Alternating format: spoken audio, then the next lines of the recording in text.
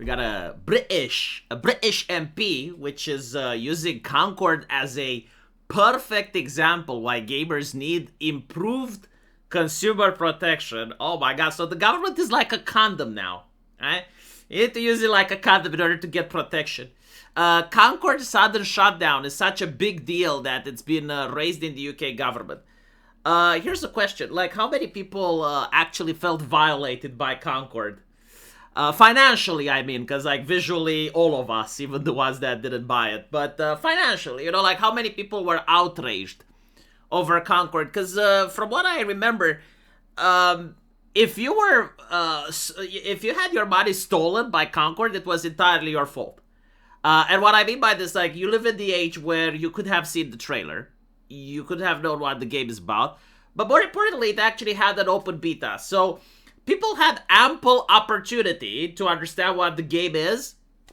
And I understand, like, when it was actually taken down, people got refunds, right?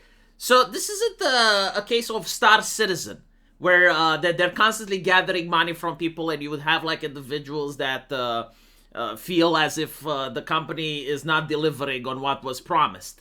The problem with Concord is that it actually did deliver on what was promised, but, like, the market had none of it. And so it's just a business that went bankrupt, right?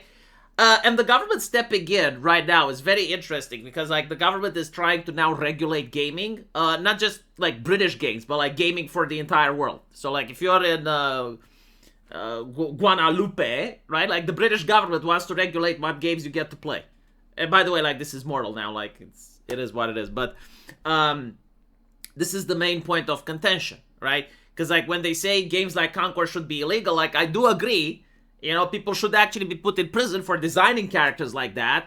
But I don't think that Concord itself was a scam. Like, I genuinely do believe that the people who made Concord, like, actually wanted Concord to be successful and make money because they even had a deal with a streaming service, whether it was Amazon or Netflix, doesn't matter. But, like, they even made a TV show based on this, and they wanted to introduce new characters, right? So, like, there's no evidence that what Concord was doing was scam adjacent. Like, they were basically trying to get people to buy a product that was dysfunctional. Like, the game actually worked, you know, people could actually play. The issue wasn't with the gameplay or with the monetization or anything like that. The issue was that the characters didn't look heroic, the ideology and the community managers were incredibly toxic, and so people just didn't buy it. And online games, you know, that are built around an online service, like, actually require people to play because the servers cost money. And so, like, if you don't get enough in return, you're not going to operate your business at a loss. And by the way, like, this game actually damaged PlayStation. Like, it did, I think, like, $300 million in damage because it couldn't get the money back. So again, you know, like, this is the government using people's emotions in order to manipulate public opinion.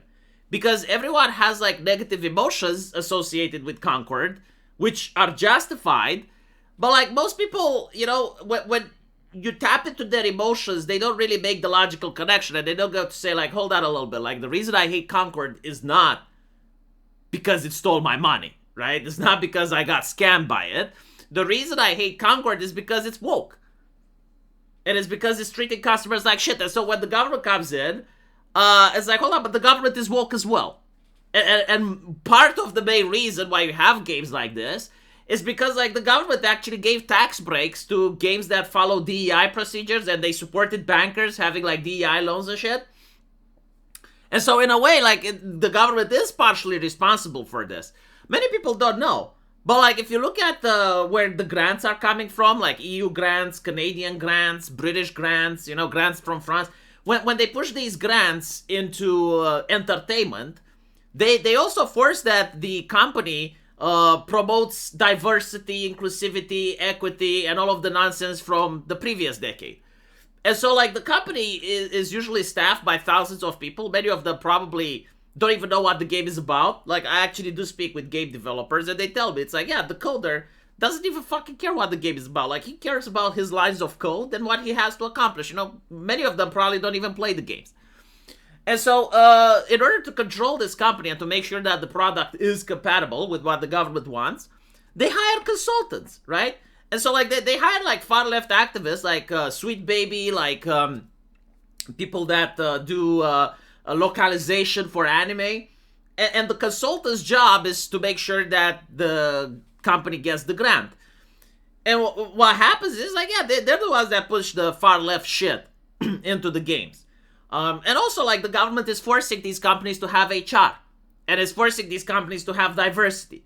And usually what happens, like companies notice, okay, there's not a lot of female coders for some reason or another. Like women don't seem to like to code. And so we can't have diversity there. But like there are a lot of women that want to work in HR. There are a lot of women that want to work in sales.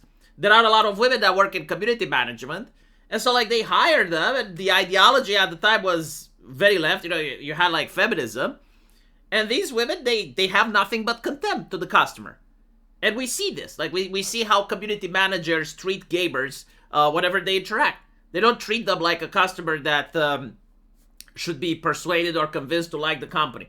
No, they treat them as a piece of shit. It's like, buy the game or else you're a bigot. And so you end up with situations where it got so worse that a video game like Concord just flat out didn't sell anything. And so what can the government even do? You know, like what can you do? It's like make it more risky for companies to have online games, I guess. Because like that's another thing. A lot of people are asking, well, why can't we have games like we did in 2010? Why can't we have a new Postal? Why can't we have a new Manhunt video game? Why are the GTAs that get remade have so much stuff censored from them? And the reason is like there are nations now that actually regulate entertainment. And they flat out say, you know, like hate speech is not allowed in video games. And you don't know what hate speech is, right? So like you over censor. And you have like video games that are now sanitized and they're incredibly safe.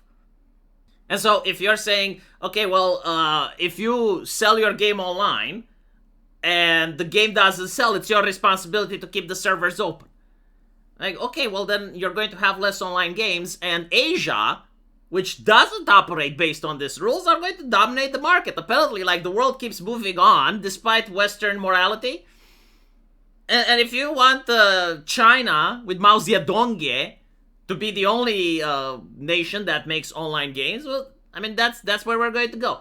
No, seriously, like, if the government actually tries to prevent this from happening again, from another Concord situation, what they will do is, like, they will make legislation that's ambiguous, and you're going to have only, like, the wealthiest gaming companies, 2 or 3, that are going to be able to making online games, and indie games are not even going to try.